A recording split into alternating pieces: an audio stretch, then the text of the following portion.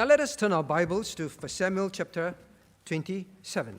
1 Samuel chapter 27.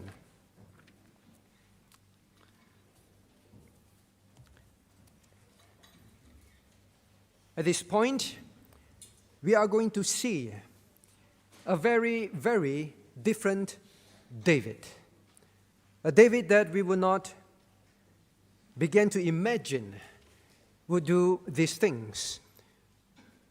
At this point is going to be one of, if not the start, one of the first very dark spot, very black spot in the life of, the spiritual life of the man after God's own heart. The title today is, We Can Go Very Low. We can go very low in our sinfulness. We can sink very low to depths of sin that we may not ever imagine. Because we will see here, that is exactly what the man after God's own heart fell. That's how far he fell. And if it can happen to him, it can happen to any one of us. How low did David go? Let's turn to 1 Samuel chapter 27. Now look at verse 8. And David and his men went up and invaded the Geshurites and the Gezrites and the Amalekites. And then it says this word, it uses this word, invaded. Invaded. What is invaded? It literally means to strip them, all right? To strip them bare, to utterly eliminate them, and to take everything from them. This is a very strong word.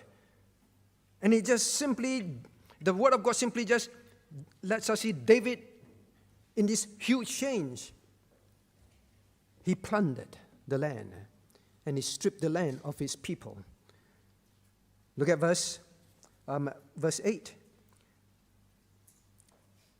Now, verse 9, sorry. And he smote the land and left neither man nor woman. And the Bible wants to emphasize, not just men, but women. Women who could not defend themselves, fight. Women, he left none of them alive, making sure that there will be no posterity, making sure that none would live, none would be breathing when he left the place. And he took away the sheep and the oxen and the asses and the camels and the apparels, and returned and came to Achish.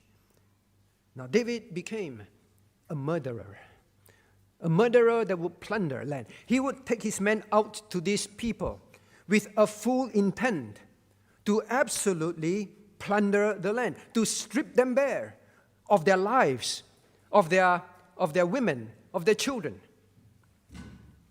The land, there must be no living ones alive.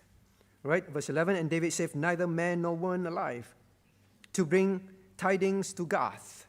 He made sure that there is no living soul that would tell the king of Gath, Achish, what David was up to.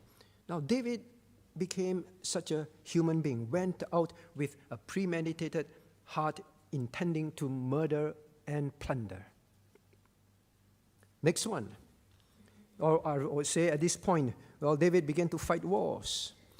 He began to fight wars. He went on and on, right, from one place to another. He began to fight wars, now purely for self-gain. That is all. He did not fight wars as he used to anymore. He used to fight wars for the honor of God, for the honor of God's name. You saw that over and over again. Now he fought simply for self-gain and for making sure that, well, his ends are met. Now, next one.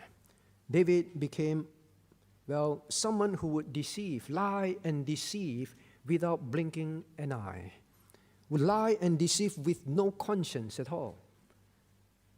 Look at verse 10. When Achish asked, "Whither have ye made a road today? Where have you gone? What inroads have you made?" And David said, "Against the south of Judah." Blatant lie. He did not go against the south of Judah. He went against different people, and against the south of Jerahmeelites, and against the south of the Kenites. David would lie to make sure that Achish would never suspect his motives. And he would say, I went to attack Judah, my own people.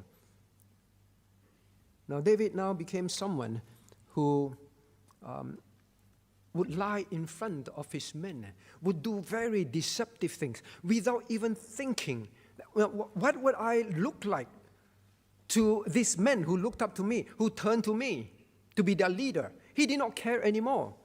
Just lie, just deceive.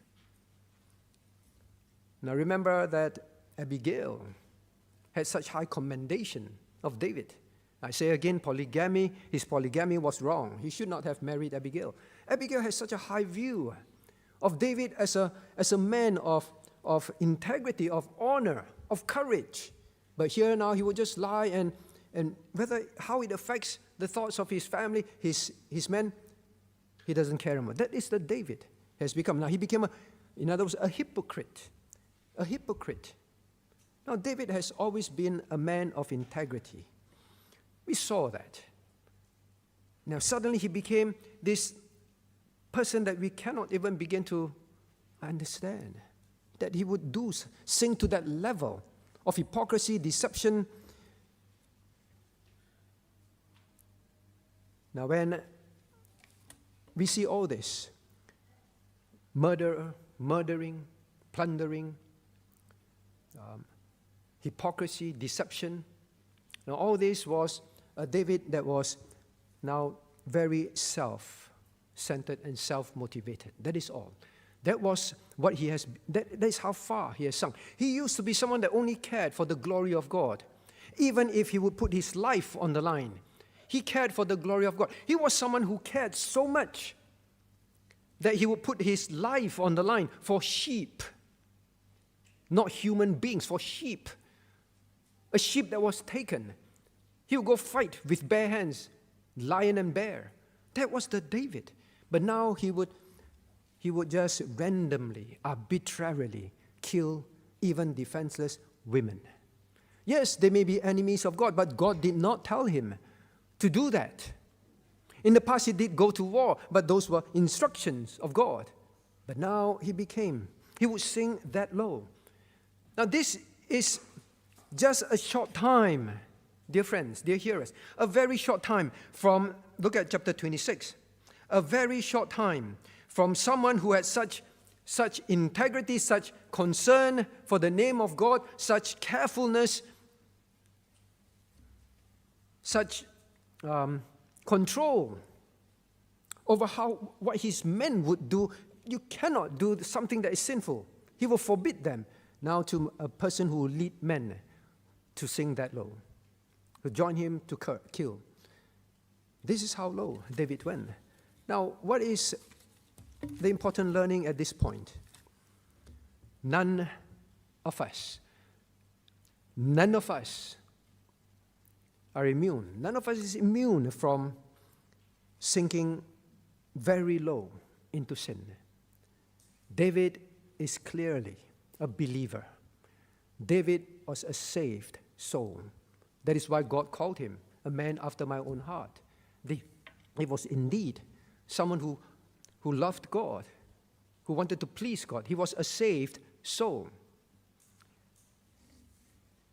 Just because we are saved, we must not think that we are immune from falling into grievous sins. Now, not only that, David was someone whom God has many times delivered him, made him into an honorable person, gave him many experiential faith encounters, grew him, sanctified him. Now, David was a person that did many good things for God, was a person that was truly honorable, even in the eyes of people around him, right? Very honorable, to the point where even King Saul would say, right, in chapter 26, now he would say, "Blessed be thou, my son David, thou shalt both do great things, and also shall still prevail, in verse 25 of chapter 26. Even his enemy saw David to be someone who is so spiritual, so godly, that he has to admit, God will use you. Now, perhaps some of us have been going through that. God has delivered us from being an unbeliever. And after that, God delivered us from backsliding, from falsehood, from certain sins in our lives. And God then helped us to stand on higher ground. Those of us who are at that state, now do not think for a moment that you may not sink to a very low depth very suddenly. This was very sudden. This was very quick. Now, this is not to say that if, your life is like that, then you are surely saved. Please do not misunderstand me. All right? In David's case, we know he was saved. And a saved person can sing. A saved person and a very godly and spiritual person can sing that low. How much more us? But if you sin without any conviction in your heart, secretly sinning and you don't care, now don't assume that you are saved like David. Just because you now have fallen into grievous sins and say, David is saved, so I must be saved. Please do not assume. Make sure of your salvation. Well, for those who are unbelievers, please know this as well. Well, maybe your life is not, in your own thinking, very sinful now. Now, you can sing to commit very grievous sins that you will regret for life. You have to turn to the living God for strength. You have to turn to the living God and be saved. And the worst consequence, all right? Now, David will have consequences on earth. We will see that in the weeks to come. But for your consequence, if you are not a believer, you have not turned to Jesus Christ as your God and your Savior, it's an eternal consequence. Yes, you may end up with consequences on earth. Losses, pain, shame, all right? And all that. But there is a far worse consequence waiting for you. Eternal judgment. The penalty of sin. Turn to Jesus Christ today. You want Him and you beg of Him to be your only God and Savior. And ask Him to help you to follow Him thereafter. Turn to Him. Now, coming back to this.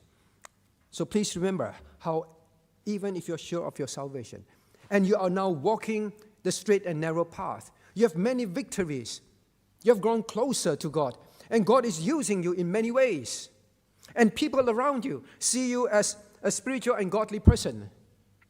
Now, please do not think for a moment that just because you have been fighting the good fight of faith like David, obeying God more than before, like David, before this, growing in your experiential faith, you are guaranteed not to fall. No, in fact, that is one of the most dangerous times. As we saw last week, Satan will set his targets, his crosshair. He put you in the middle of his crosshair. Definitely a target for him. Now, so this is a warning to all of us, a warning that immediately after such wonderful testimony of David, look at chapter 26.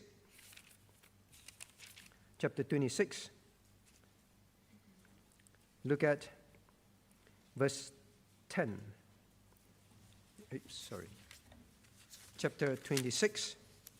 Now look at verse 23. The Lord, and here is such words of a man after God's own heart. Verse 23. The Lord render to every man his righteousness and his faithfulness, for the Lord delivered thee into my hand today, but I will not stretch forth mine hand against the Lord's anointed. You see, a David who says, don't sin. God will render to sinners what are due to them, and righteousness to the righteous, those who live godly. And he said, God is the one who delivers. Such faith in God, such courage. He said, I will never touch the Lord's anointed. Such fear of God. Now with all this, and the next moment, became a murderer, plunderer, self-centered, hypocritical, deceptive person. How is it possible? Now, maybe then we should learn the next thing. Asking ourselves, now, why must I be so careful and conscious that I can sink very low? I can go very low. Knowing that there's no guarantee, then now we must realize how dangerous it is if we just say, well, I don't think I will fall to this level. Because those are often the famous last words, right? Do you think David ever thought he would go down to that level? The very famous last words. The Bible warns us, if any man think that he standeth, let him take heed, lest he fall. So don't think that we won't fall. Now, the first reason why we must be so conscious is this. The first reason. Look at verse 11. All right, chapter 27, verse 11. Now, and David saved neither man nor woman alive to bring tidings to Gath, saying, lest they should tell on us. Oh, tell on us. They must not tell on us, must not rat on us, must not expose us. So let's just kill them. Very convenient, right? Lives was like nothing to him. Just kill them. Now, when we are not conscious, David probably at this point never thought how far he's going to sink further.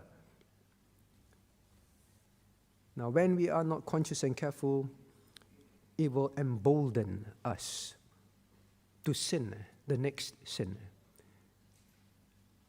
It will embolden you. Because you won't think, or you do not believe that you will fall to a very, very low state. It will embolden you. Just sin the next sin, all right? Now, we will not go so low without first sinning carelessly, thoughtlessly, all right? Whenever we think of doing something sinful, please think and realize this can be that which will lead us to go very low. Be very conscious. Be very, very aware. Be very careful. Know that this is a reality, dear friends. David will commit mass murder to cover up his deceptions. I don't think he will ever imagine he would sink to that state, to kill women.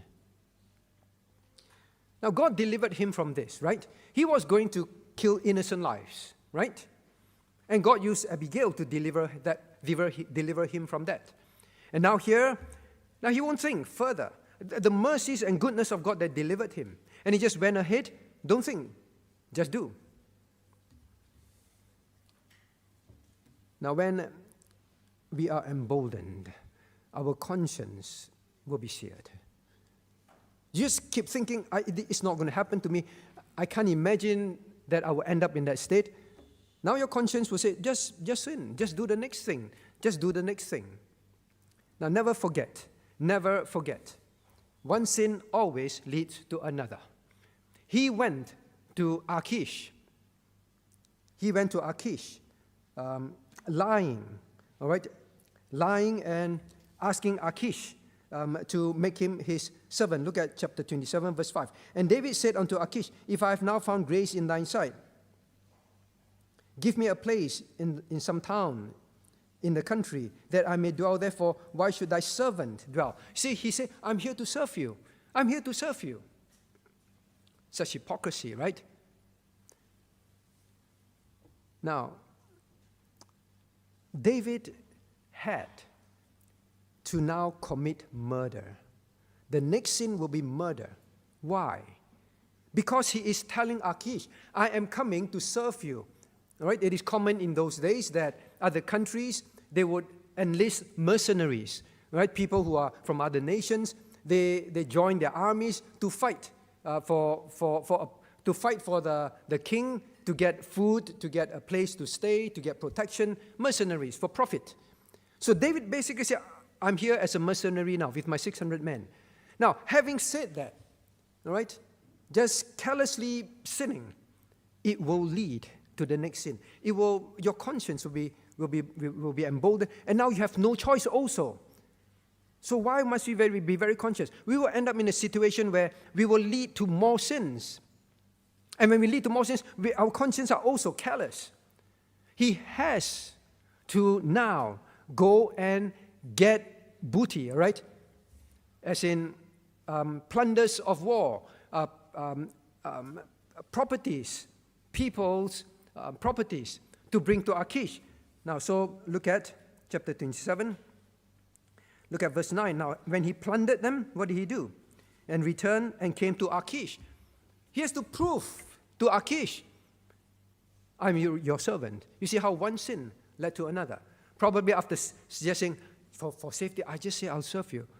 And probably after some time, hang on, if I'm a mercenary, I told him I'm a mercenary, and not bringing any value to him, he will probably kick me out of the land very soon. So now I must prove myself. You see how, when you don't think that I can fall to a next sin, you don't think that one sin leads to another, and that is how we begin to spiral down. When we are not so careful and conscious and aware. Now this will begin to snowball in our life. Snowball. We will regress, backslide to such a low spiritual state. We won't feel bad. We will spiral down to a very low act of sinfulness. Low acts of sinfulness. Now, dear hearers, please know this. This is not a fable. This is not a story that man put in the Bible to teach us some lesson. This is a real human being. This is David, the man after God's own heart. This is David, who when we go to heaven, we are going to see him. This is a real human being, and a very, from what we have seen so far in his past, godly man. So Christians, do not ever feel in our heart, I won't get to that state. When you are like that, it's the beginning of a slide. You will say things, you will sin and do something. And you know that now you cannot escape. To cover up that lie, that sin, whatever it may be, you have to do something more sinful. And over time, your conscience will be emboldened, will be seared. That is how we end up like that. We think we won't become that low. The second reason why we must be very, very conscious, very, very aware, very careful that this reality can be us, is this. Now, you will eventually act out sinful acts that you never intended, never imagined you would do. You will act it out. Now, David first said in his heart, look at chapter 27 in the beginning. The Bible tells us, reveals to us, David said in his heart. Now, it all begins with David saying in his heart, now, I got to go and compromise. I got to leave this land, even if it sins against God. Now, it's just thoughts. Then it leads to the action of doing it. Now, you think when David did that, I just run to that land and get protection from there. You think David, at that point of time, in his mind intended, well, I go there, I will kill women. I will exterminate, eliminate people in towns, in villages, and steal their things, plunder their things. Even God did not tell me to that. I will do that, and then I will bring it to the king and say, look, I'm so useful to you. You think David, in his heart and mind, intended to do that? I doubt so. It was just simply in his mind, just sin, this sin is okay, carelessly. But it will be good for me. It will save me. That is all. Now, I say he cannot stay for free. He has to prove his worth. Now, maybe it's in your mind at first. You become accustomed to certain sinful thoughts. Probably lying there, now how am I now going to prove my worth as a mercenary? I told him that I'll be his mercenary. How can I continue to stay in this land? I think we need to do this. That is why the Bible simply says, David, look at chapter 27, verse 8, a very shocking statement, very abrupt. And David and his men went up and invaded. This was a premeditated act. Not that he went there and then happened to see the people. Now, what should we do? It was intentional. Intentional. Knowing what he was going to do, who he was going to meet after that. Now, thoughts will lead to certain actions that when you do not think that you will fall deeply, you will begin to flirt with sin. You begin to flirt with certain ideas. You begin to play with certain sins. And it begins with thoughts, exposure in thoughts, whatever, fantasies. You begin to flirt. But eventually, you will act it out. Now, those who are in bondage of certain sins that you say, well, I won't commit it. It's just in my mind. I won't commit whatever it is, all right? Adultery or stealing or deception of certain things. He said, no, I just thoughts that I entertain. It's just a matter of time when there is that opportunity for you to act it out. You will, because it has already grown in your heart. And you think that, no, I won't fall that low. I won't go to the point of doing this. I won't go to the point of saying this. I won't go to the point of acting this out, pursuing this. I won't. I just enjoy this in my mind. But the moment you can, and no one knows, or you can, in this case, like Achish. Achish is in agreement with him, right? Achish says, yeah, all right, you want to do this? Although you're deceiving me, I didn't know. Achish said, okay, come, stay. So the moment the other party agrees, now this is how often flirting at the workplace, leads to adultery. When the other party consents, and that is where adultery happens. Or maybe about stealing from the company. Maybe cheating in school. Then all of a sudden you just think about it, and now it's available. It's there. You can take it. You can have it. Or someone else works with you. Let's do this. You will act it out. So please do not think that you will not sink so low, because when you don't believe that you can become like David here, just because you're saved, just because you're in a very good spiritual state now, don't think that entertaining, flirting, just engaging in some certain sin carelessly is not going to cause you to go very low. You will act out the sin in time. It could be pressure like him, a point of pressure. If I don't steal, if I don't do this, if I don't lie, my life, my job, my family is at stake. You will act it out. You will just do it. That is why we must always remember, since I know I can fall very low, then no matter what it is, I cannot act it out. I cannot carelessly just take the first step. The first step will lead to the second. Then my conscience will be seared. Then I will be emboldened. Then I will be like David. All right? This is the progress of sin in David's life. I say again, this is not a storyline. This is a real progress in David's life, or I would say regression in David's life. Now then the third one. Now over time, you will, because you begin to experience sin, your conscience begins to be seared. Right? Like the Bible says, now he will go from one place to another. Can you please look at verse 11? Verse 11.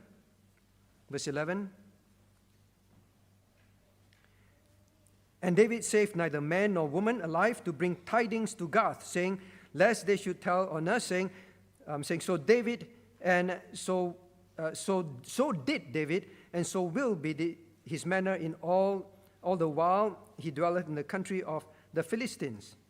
Now, David, here the Bible tells us,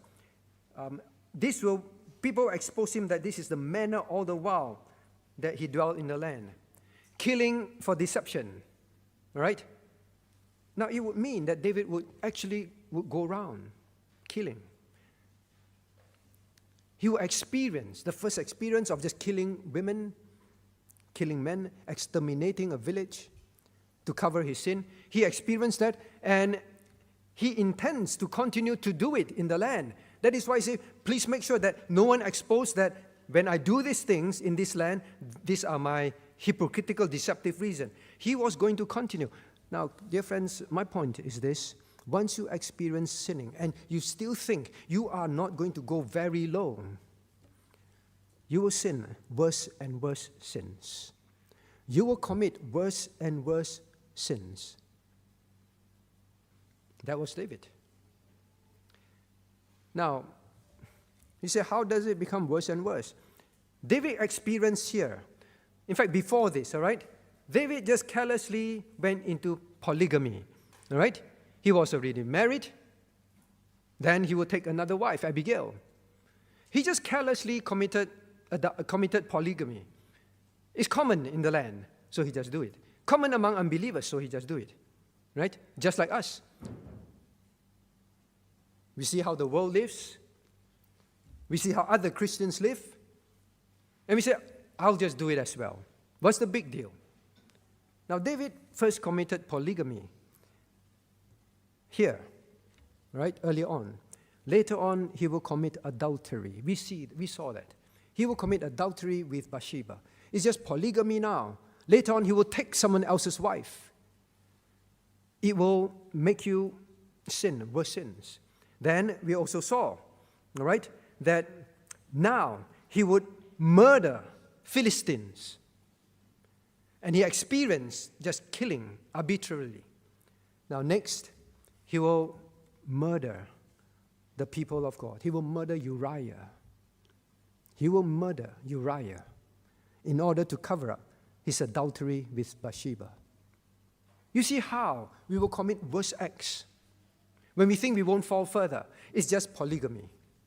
Or it's just a little flirting. It's just a little taking a little bit from the company. Just a small thing. Well, you will commit bigger crimes. You tasted it. You experienced it. Now, furthermore, yes, and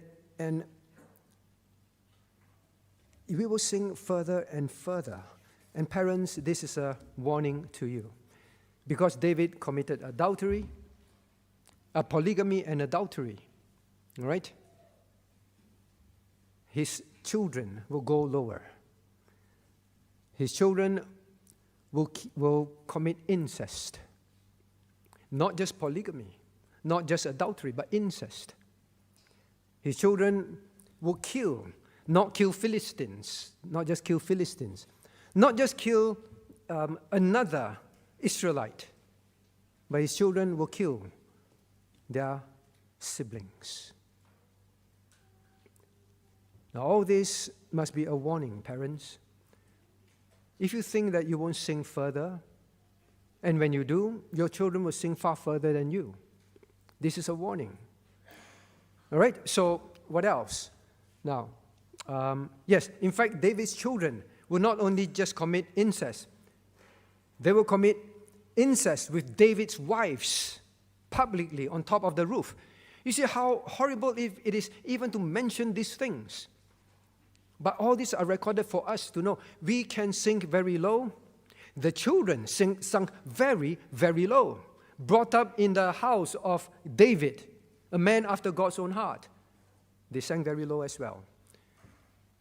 Now then, the next thing, if we simply not care, that is not going to happen to me.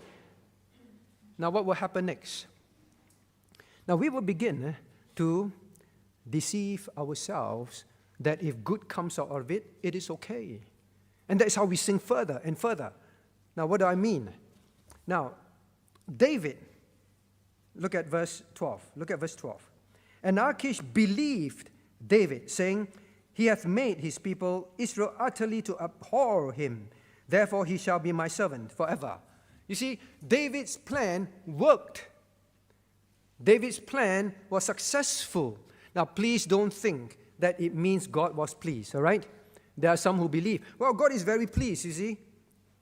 And he got extra land for Israel. David's acts did not glorify God. God constantly used David to show his power, all right? And to show his power, he would put David in situations that is impossible for Israel to be delivered, and God acted. Now here is getting land out of deception and murder.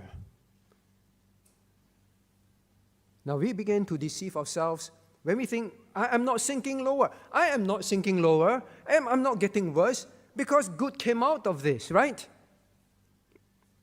I protected my life, my family, my friends and their family, so good came out of it. We will begin to deceive ourselves when we have sung so low. We still think this is fine. I am not acting in a very, very low and sinful way. We will begin to hide the reality of who we have become. We will begin to hide that, ignore that. Now you see, when you don't have this idea, I can sing very low, then we want to ask ourselves, am I really doing something that is so low now? Right? You say, no, not that low, because good is coming out of it. I even succeeded in all this, right? Now the next one, the next lesson that we must learn, that why we must be so conscious, so careful, so aware that the reality of us sinking very low into very deep sins is an absolute possibility for us, is this. Why? Now, because we will become someone we cannot recognize ourselves. Other people won't even recognize anymore. Look at verse 11. So did David, and so will be his manner all the while he dwelleth in the land, in the country of the Philistines. Now, that was what David has become. Now, I wonder, when we fall into sin, when we reach a stage where this becomes our manner of life, deception, lying, murder, stealing, open disobedience. Now, when we become such a person, falling from someone who is seen as so spiritual, so godly, with full of integrity, honor, that is so fearful of God, sinning against God, from someone like that to someone you read here. Now, if you are a new believer, if you were a new believer, and then you pick up the Bible, and then you started with chapter 27, and you read about David's life. Wow, this person is horrible.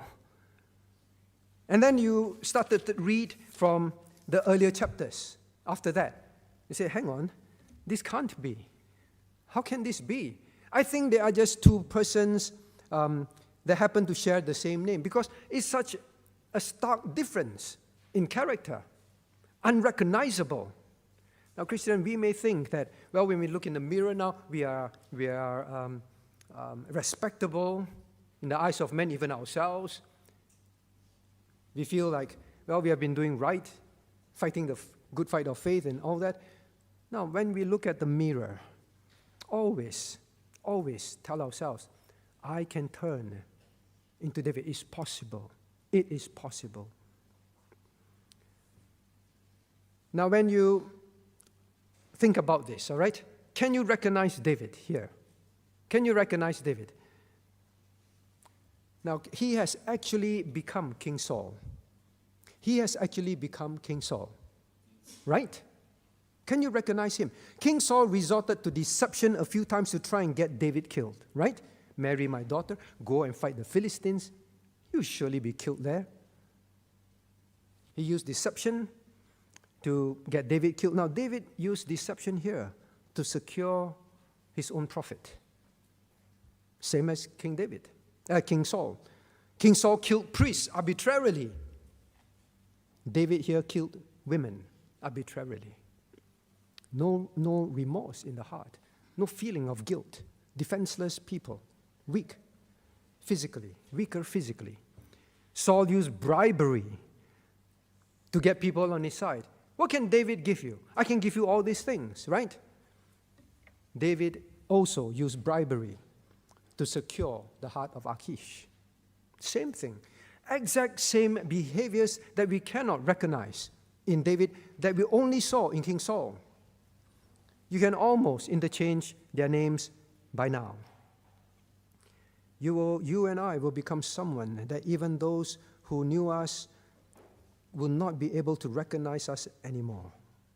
Now that is the danger when we keep thinking, I will not sing solo. It's just one thing leading to another. Now, number 6, or the next one.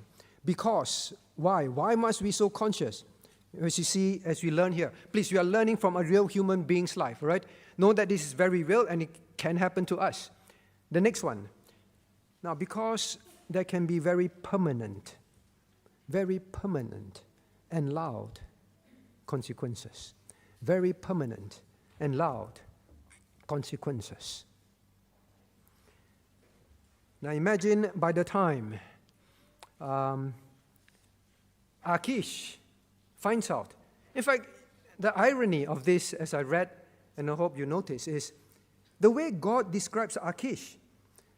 David, all right, you need help? You want to be my mercenary? All right, I'll give you a place to stay.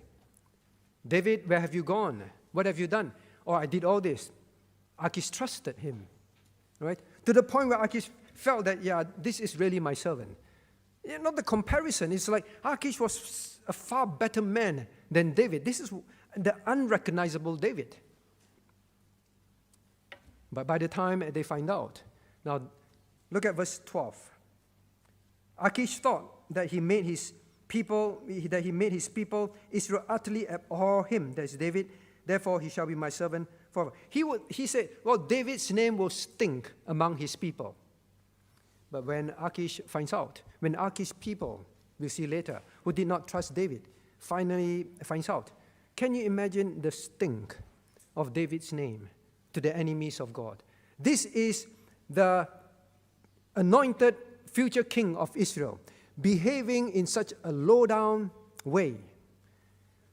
We give him our trust, we care for him, and this is what he repays us with.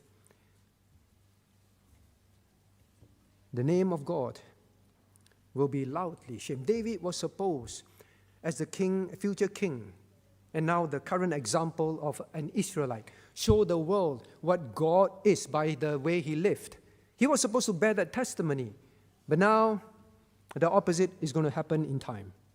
God's name will stink. Instead of people saying, wow, what a man. I think we should find out about his God. Now the fall can be also very permanent. You can throw away your testimony forever. You can lose your testimony. Can you imagine later, David wants to evangelize these people? You think they will listen? You think David has the moral authority anymore? A permanent mark in his life. When we fall deep, because we think we won't, and we were not careful, think of how our testimony can be permanently lost. Now, when you think of David's life, you find that later on, he did not really discipline his children. You find that he did not deal with them as he should. Now, why do you think so? Now I began to wonder, is it because he has lost his moral authority? He has lost his moral authority. Think about this. Polygamy, lying, deception, betrayal of trust, murder, all this were present in his life. And all these were the very same sins that his children committed. And worse. You do not see David pulling them and say, how can you do this? He has lost his moral authority. So parents, please know this. When you fall and you just say, nah, this is nothing. Good comes out of it. All right? We benefit spiritually, so to speak, from it. You will lose your moral authority when your children sin. Permanently. I remember someone said to another preacher, now, preacher, you can preach this, but I cannot. The reason is, I've lost my moral authority by how I run my family, what I allow in my family. A permanent moral authority lost. You want that? Becoming useless to God in that area? Best to keep your life clean. Keep it a clean slate. David could have kept it a clean slate. Now, I'm not talking about sinless perfection. Please do not for a moment think I am. There's no sinless perfection on this earth, right? But to sink to this kind of sinful acts is something different, all right? God has delivered him from killing innocent lives. He had a clean slate. He was delivered. God has delivered you from certain sins, delivered you the last time you committed and God delivered you. Or you were in certain sins that you did not know about. Then God began to teach you and you got delivered from it. Please, from there onwards, do not think that you cannot fall very low. Keep it clean. Now, but here is where pastors, church leaders, ministry leads, parents, Christians who are looked up to as people who contend for the faith, who are obedient to the Lord, who obey God at all costs, who honors God in their life, are at very great danger. Because Satan knows, as I've always said, he cannot touch your soul. David was a saved soul. But he will do everything that he can to bring you low. That is why you must be aware. And to cause a fall that is so severe, so huge. He will be very patient to wait. To wait. Here, David is a fugitive. Yes, he sunk low. But Satan has bigger plans to tempt him with adultery that will lead to murder of adultery with his own people, murder of his own people. He's going to take David to that when he is king. When he is king. He's just a fugitive now. I'm not saying these crimes are not horrible, but it's not enough. The fall when he is king. Now that is what he wants. That will be loud. Now Satan will wait. Yes, you got delivered. Yes, you're serving well. Yes, you're in position of leadership. He will wait. Wait till that fall is the loudest and has the maximum impact on you, your testimony, your life, on your family. For him, his wives, on people around you who looked up to you, who trusted you. Maximum impact is when David became king. So please know this. If you think, well, I won't sink that low, you are the prime, perfect, gullible candidate for Satan to start to work in your life. So don't think for a moment. Your life is good now. It's a clean slate. God delivered you. Now you're on a new level of walking with the Lord. You won't fall into such a level. You can. You can. You think pastors do not fall into stealing from the church? Committing adultery? You think church members don't do that? Steal also? You think these things don't happen? It happens all the time. Satan waits.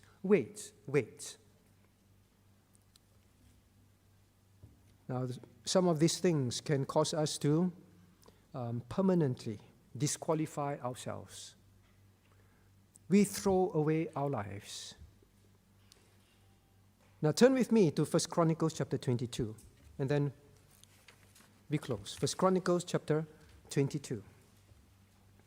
1 Chronicles chapter 22. Now, David was told by God that he will not build the temple, right?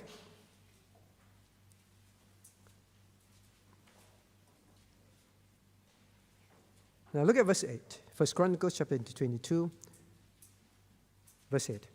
Right? David wanted to build a temple, but the word of the Lord came to me. So David had to admit himself. What sad words do we have to say? But the word of the Lord came to me, saying, Thou hast shed blood abundantly, and thou hast made great wars. Thou shalt not build an house unto my name, because thou hast shed much blood upon the earth in my sight. Now you think this is very strange, right? As a king of Israel, he was supposed to lead Israel into battles, to fight great wars, to reclaim the land that were taken by enemies. He was supposed to do battles, and in battles, he will have to kill, right? But yet God says, well, because you shed blood abundantly, you cannot build. I said, God is not fair. It's not fair. David shed much innocent blood. God did not tell him to go kill these people in chapter 27. God did not give him instructions to go and take their land in this way. There were none. Now later on, you will see another occasion where it seems to be David just did cruelly, right, to the Moabites. That's all. Now, when you think about all this, you begin to think, well, some acts in our lives can permanently bar us from certain things. You want that for the rest of your life, for the rest of your life in heaven. You know that God planned certain things for you. God intended to use you. God intended with that, then for eternity, that will be what you are able to throw before the Lord or to use to worship Him. All those are gone. Not to mention how you will feel on earth, how your family or your loved ones who looked up to you would feel. This is the very, very serious consequences. Do you want to throw away your life? Simply thinking, I won't sing that low. Simply thinking, well, I'm in this, well, I experience this, I get delivered, right? And I get what I want, so I continue to flirt with sin. Simply thinking that, well, there won't be that serious consequences. In fact, good consequences came out of it. Simply thinking that I won't reach a stage where I will bring such pain, maximum pain, to the church, to the family, to myself. It won't happen. The famous last words, not believing that we can go very low. How are we to deal with this then? How are we to avoid this? God willing, we shall learn next week. Now, I've changed the closing hymn. I'll reserve the closing hymn for next week. We shall sing 397. Shall we rise? 397. 397.